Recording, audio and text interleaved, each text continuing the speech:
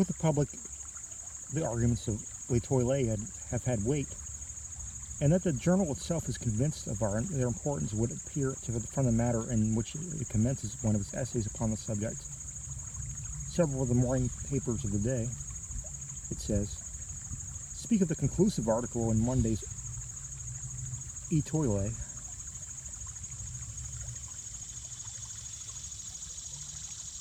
To me, this article appears conclusive with little beyond the zeal of its inditer.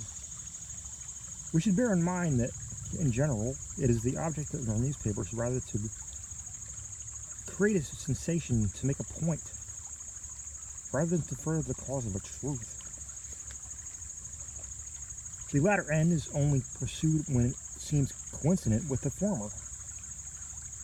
The print, which merely falls in with ordinary opinion, however well-founded this opinion may be, earns for itself no credit with the mob.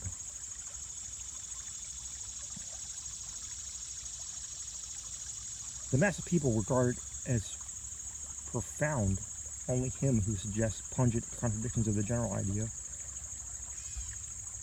In ratiocination, not less than in literature, it is the epigram which is the most immediately and the most universally appreciated. In both, it is of the lowest order of merit. What I mean to say is that it is the mingled epigram of melodrama, of the idea that Marie Roget still lives, rather than any true plausibility in this idea, which have suggested to it Le Toile, and secured it a favorable reception with the public. Let us examine the heads of this journal argument, endeavoring to avoid the incoherence with which it is originally set forth. The first aim of the writer is to show, from the brevity of the interval between Marie's disappearance and the finding of the floating corpse, that this corpse cannot be that of Marie. The reduction of this interval is to the smallest possible dimension, becomes thus at once an object with the reasoner. In the rash pursuit of this object, he rushes into mere assumption at the outset. It is folly to suppose, he says, that the murder, if murder was committed on her body, could have been consummated soon enough to have enabled her murderers to throw the body into the river before midnight. What demand? We demand at once, and very naturally, why? Why is it folly to suppose that the murder was committed within 5 minutes after the girl's quitting her mother's house? Why is it folly to suppose the murder was committed at any given period of the day? There have been assassinations at all hours, but had the murder taken place at any moment between 9 o'clock in the morning of Sunday and a quarter before midnight, there still would have been time enough to throw the body into the river before midnight. This assumption, then, amounts precisely to this: that the murder was not committed on Sunday at all. And if we allowed Le Toile to assume this, we may permit it to any liberties whatsoever.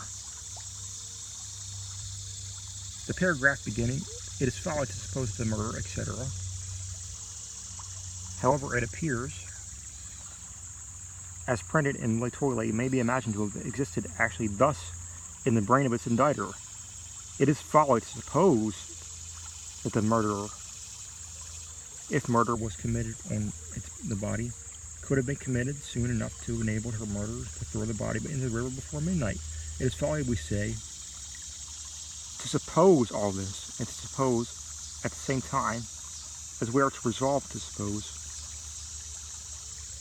that the body was not thrown in until after midnight, a sentence sufficiently inconsequential in itself, but not so utterly preposterous as the one printed. Were it my purpose, continued Dupont, merely to make out a case against this passage of Le Toile's argument, I might safely leave it where it is. It is not, however, with Le Toile that we have to do, but with the truth. The sentence in question has but one meaning, as it stands, and this meaning I have fairly stated, but is material that we go behind the mere words, for an idea which these words have obviously intended and failed to convey. It was the design of the murder journalists to say, at whatever period of the day or night of Sunday this murder was committed, it was improbable that the assassins would have ventured to bear the corpse to the river before midnight. And herein lies really the assumption of which I complain. It is assumed that the murder was committed at such a position and under such circumstances that the bearing it to the river became necessary. Now, the assassination might have been taking place upon the river's brink or on the river itself, and thus the throwing of the corpse in the water might have been resorted to at any period of the day or night. That's the most obvious and most immediate mode of disposal.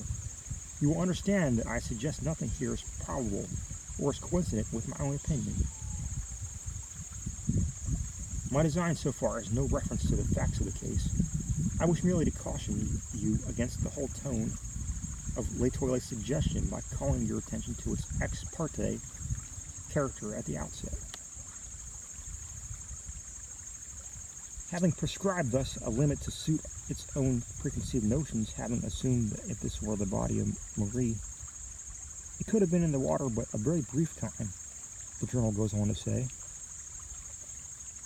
All experience has shown that drowned bodies, or bodies thrown in the water immediately after death by violence, require from 6 to 10 days for sufficient decomposition to take place to bring them to the top of the water. Even when a cannon is fired over a corpse and it rises before at least 5 or 6 days immersion, it sinks again if left alone. These assertions have been tactically received by every paper in Paris, with the exception of Le Moniteur.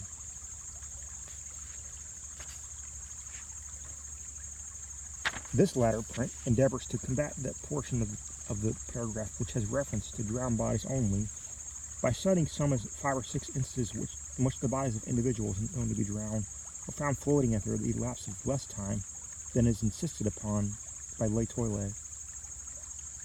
But there is something excessively unphilosophical in the attempt on the part of the Le Moniteur to rebut the general assertion of Le Toilet by a citation of particularly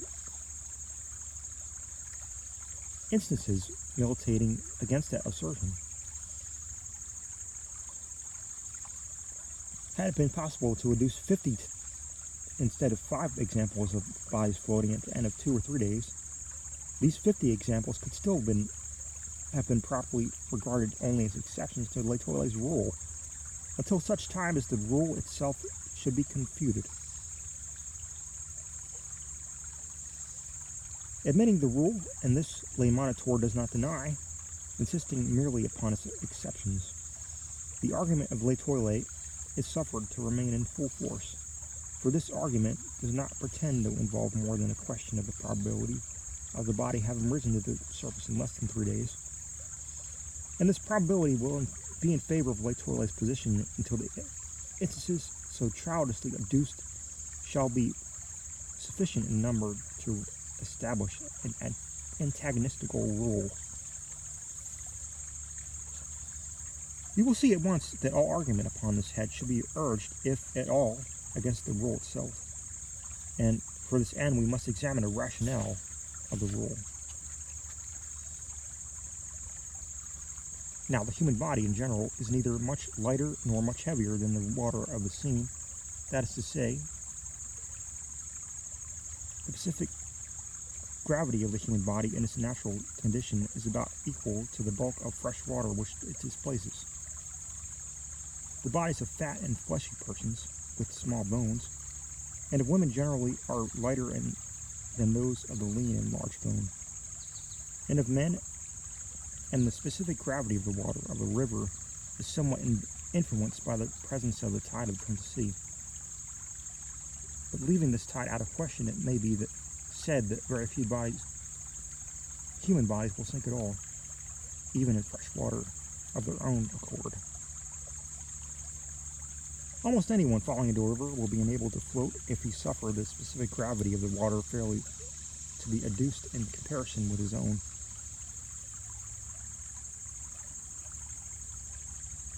That is to say, if we suffer the whole person to be immersed with as little exception as possible.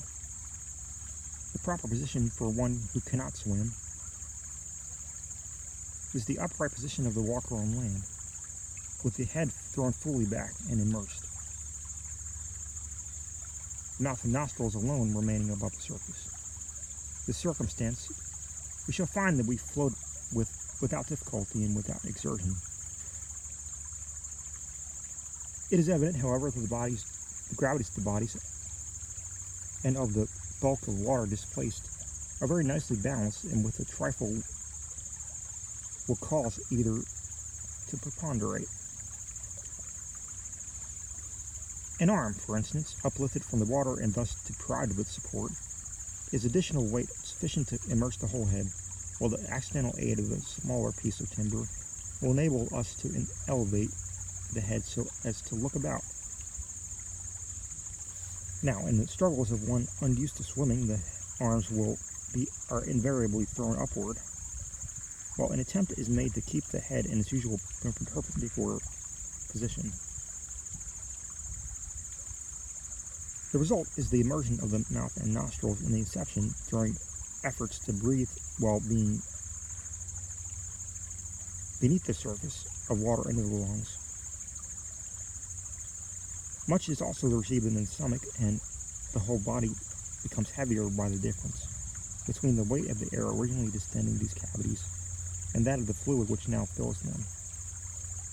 This difference is sufficient to cause the body to sink as a general rule, but is insufficient in the cases of individuals with small bones and the abnormal quantity of flaccid or fatty matter. Such individuals float even after drowning.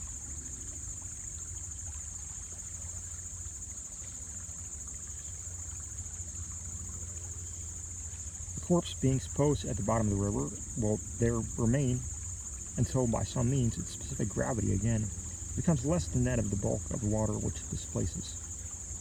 This effect is brought about by decomposition or otherwise. The result of decomposition is the generation of gas, distending the cellular tissues in all the cavities and giving the puffed appearance which is so horrible.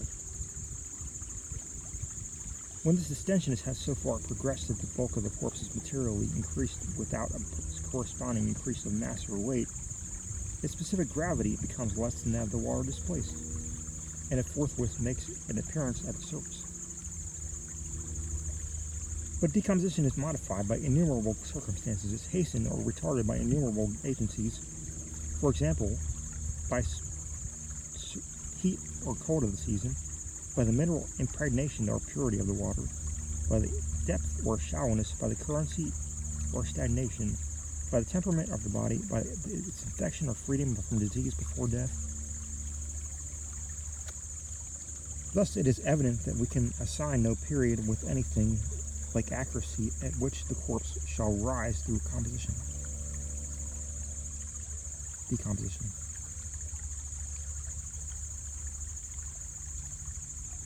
Under certain conditions, this result would be brought about within an hour. Under others, it might not take place at all.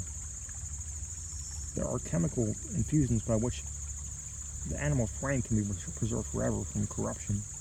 The bichloride of mercury is one. But apart from decomposition, there may be, and usually is, a generation of gas within the stomach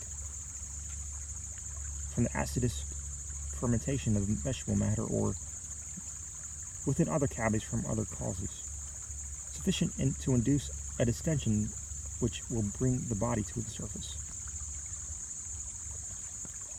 The effect produced by the firing of cannon is that of simple vibration. This may be either loosen the corpse from the soft mud or ooze in which it is embedded, thus permitting it to rise when other agencies are already prepared for so doing, or it may overcome the tenacity of some putrescent portions of the cellular tissue, allowing the cavities to descend under the influence of the gas.